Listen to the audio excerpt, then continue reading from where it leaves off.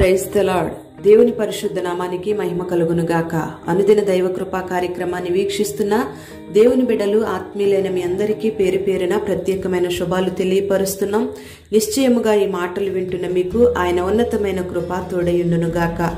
ప్రియ దేవుని బిడ్డలారా, ప్రతి మనిషి జీవితంలో ఎన్నో బాధలు, ఎన్నో వేదనలు, ఎన్నో కలవరాలు. మరి ఈ బాధలు పోవడానికి మనిషి అనేకమైన ప్రయత్నాలు చేస్తూ ఉన్నాడు. కానీ మానవ ప్రయత్నాల వల్ల బాధలను పోగొట్టుకోలేక దుఃఖానికి ముగింపు కలగక ఎంతో వేదన పడుతూ ఉన్నారు. మరి ఆ సమయంలో మనిషికి వచ్చే ఆలోచన ఏంటంటే, నేను ఇన్ని బాధలతో ఉన్నాను, ఇంత దుఃఖాన్ని అనుభవిస్తున్నాను, నా బాధకు ముగింపు కలుగుతుందంటావా? నా కష్టాలు ఆగిపోతాయంటావా? అసలు దేవుడు అనేవాడు ఉన్నాడా? ఉంటే నా బాధలు చూస్తున్నాడంటావా? నేను పడే కష్టాన్ని ఆయన చూస్తున్నాడంటావా? నా దుఃఖమంతా అసలు ఆయన చూస్తున్నాడంటావా? నేను పెడుతున్న మొర్ర ఆయన వింటున్నాడంటావా అని ప్రతి మనిషి హృదయంలో అనేక ఆలోచనలు మెదులుతూ ఉంటాయి.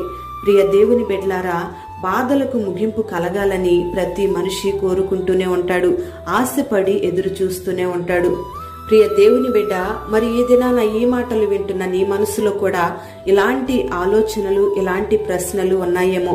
మరి నీ హృదయంలో ఉన్న ప్రశ్నకు సమాధానాన్ని దేవుడు నిర్గమకాండం 3వ అధ్యాయం 7-8 వాక్యాల్లో రాసి ఉంచాడు.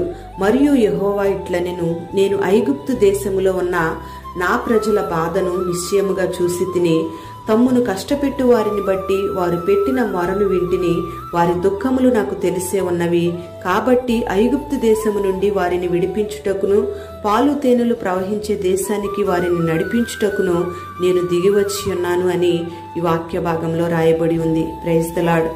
ప్రియ దేవుని బిడ్డలారా, ఆనాడు ఐగుప్తు దేశంలో ఇశ్రాయేలు ప్రజలు భయంకరంగా ఐగుప్తీల చేత బాధించబడ్డారు. వెట్టి చాకిరులు వాళ్ళు చేయించారు. ఇశ్రాయేలీల మగపిల్లలందరినీ కూడా చంపారు.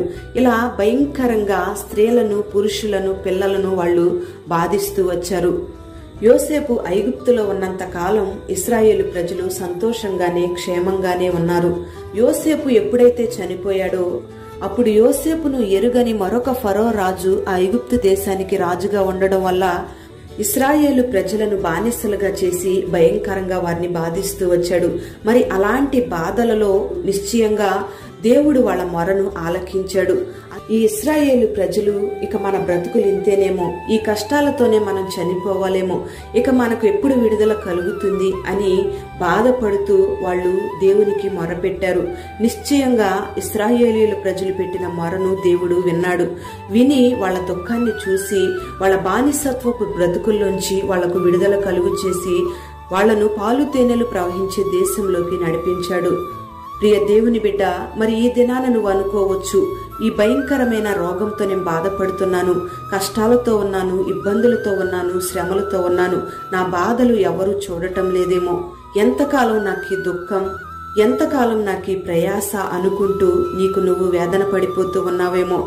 మరి ఇశ్రాయేలీలు మొరపెట్టినట్టుగా నువ్వు ఆయనకు మొరపెట్టగలిగితే నిశ్చయముగా నీ బాధలలోంచి ఆయన నీకు ఒక విడుదల కలుగు చేసి నిన్ను నిశ్చయముగా ఆశీర్వదిస్తాడు. ప్రియ దేవుని బిడ్డ, ఈ మాటలు వింటున్న నీవు ఐగుప్తు అనే ఏ పాపపు బంధకాలతో నువ్వు బంధించబడి ఉన్నావో, టీవీలు చూడడం మానుకోలేక, తాగుడు వ్యసనాలకు బానిసైపోయి, అక్రమ సంబంధాలు విడిచిపెట్టలేక, వ్యభిచార కోపంలో పడిపోయి, లోక స్నేహాలు, చెడు అలవాట్లకు బానిసలైపోయి, వాటిలో చిక్కుబడిపోయి, వాటిలోంచి నువ్వు బయటకు రాలేక బాధపడుతూ ఉన్నావేమో. ఒకవేళ నీ జీవితంలో వివాహం జరగక, పిల్లలు లేక, సరైన ఉద్యోగం నువ్వు సంపాదించుకోలేక, నువ్వు చేస్తున్న బిజినెస్ లో నష్టాన్ని చూస్తూ ఏ పరిస్థితులను బట్టి నువ్వు కృంగిపోయి వేదన పడిపోతూ, బాధపడిపోతూ, కుమిలిపోతూ ఉన్నావో, ఈ దినాన నువ్వు ఇశ్రాయేలు ప్రజల వలె మొరపెట్టగలిగినట్లయితే దేవుడు నిశ్చయంగా నీ మొర ఆలకించి నీకు గొప్ప విజయాన్ని దేవుడు కలుగు చేయబోతూ ఉన్నాడు. నీ ప్రయాసకు తగిన ప్రతిఫలాన్ని నా దేవుడు నీకు అనుగ్రహించబోతూ ఉన్నాడు. ప్రియ దేవుని బిడ్డలారా, యాకోబు జీవితాన్ని మనం గమనిస్తే, యాకోబు తన మామ ఇంటికి ఒంటరిగా వెళ్ళాడు. ఆ సమయంలో తన మామ ఎన్నోసార్లు యాకోబును మోసం చేశాడు. జీతమిచ్చే విషయంలో మోసం చేశాడు. కుమార్తెలనిచ్చే విషయంలో కూడా మోసం చేశాడు. అప్పుడు యాకోబు తన కష్టానికి ప్రతిఫలం దొరక్క దేవుని సన్నిధిలో ఎంతగానో మొర్రపెట్టాడు. ఆ మొర్ర విన్న దేవుడు వెంటనే యాకోబును ఆశీర్వదించడం ప్రారంభించాడు. అప్పుడు యాకోబు అంటాడు, నేను ఒంటరిగా ఈ ప్రాంతానికి వచ్చాను, దేవుడు నన్ను 2 గుంపులుగా ఆశీర్వదించాడు అని యాకోబు గొప్ప సాక్ష్యాన్ని పలుకుతూ ఉన్నాడు. ప్రియ దేవుని బిడ్డలారా, మరి ఈ దినాన యాకోబు వలె నీ జీవిత పయనంలో ఒంటరిగా ప్రయాసపడుతూ ఉన్నావేమో. ఎన్నో వేదనలతో, కలవరాలతో, కష్టాలతో నీ జీవితాన్ని ఒంటరిగా ఈడ్చుకుని వెళ్తూ ఉన్నావేమో. నా దేవుడు నిశ్చయంగా నీ బాధను చూస్తున్నాడు, నీ కన్నీటిని చూస్తున్నాడు, నీ మొరను వింటూ ఉన్నాడు. మరి యాకోబు మొరపెట్టినట్లుగా, ఇశ్రాయేలీయులు మొరపెట్టినట్లుగా నీ శ్రమలో నువ్వు దేవునికి మొరపెట్టినట్లయితే నిశ్చయంగా నీ మొర ఆలకించి ఆ బానిసత్వపు బ్రతుకుల్లోంచి, ఆ పాపపు ఊబిలోంచి, కష్టాల కడలిలోంచి దేవుడు నీకు ఓ గొప్ప విడుదలను కలుగు చేసి నిశ్చయంగా నిన్ను ఆశీర్వదించబోతూ ఉన్నాడు.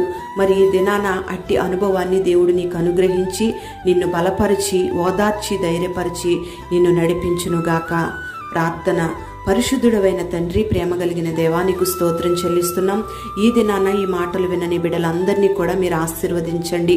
కష్టాల కడలిలో, ఎన్నో భయంకరమైన వేదనకరమైన పరిస్థితుల్లో కొనసాగుచున్న నీ బిడ్డల హృదయాలలో ఉన్న వేదనను చూసి మీరు ఒక చక్కటి ధైర్యపరిచే మాటను మీరు మాట్లాడుతూ ఉన్నారు. మీ దుఃఖాలు నాకు తెలిసే ఉన్నాయని, మీ కన్నీటిని నేను చూస్తున్నానని మీరు ఆదరిస్తూ ఉన్నారు. ఈ మాటలు విన్న నీ బిడ్డలందరినీ కూడా సమస్యల వలయంలోంచి విడుదల కలుగు చేసి, బానిసత్వపు బ్రతుకుల్లోంచి, పాపపు ఊబిలోంచి, కష్టాల కడలిలోంచి ఒక విడుదల కలుగు చేసి నీ బిడ్డలకు జయమివ్వండి.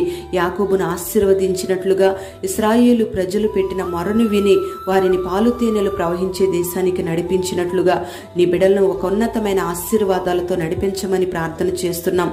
శ్రేష్టమైన దీవెనలతో నీ బిడ్డలు మీరు నింపండి. ఈ మాటలు విన్న నీ బిడ్డలు పేరు పేరున దీవించి ఈ దినమంతా సన్నిధి తోడుగా ఉంచి వారు చేస్తున్న పనులన్నిటిలో దీవెన కలుగు చేసి మహిమ, ఘనత, ప్రభావాలు మీరు పొందుకొనమని నజరేయుడైన యేసు నామములో అడుగుచున్నాము తండ్రి. ఆమేన్.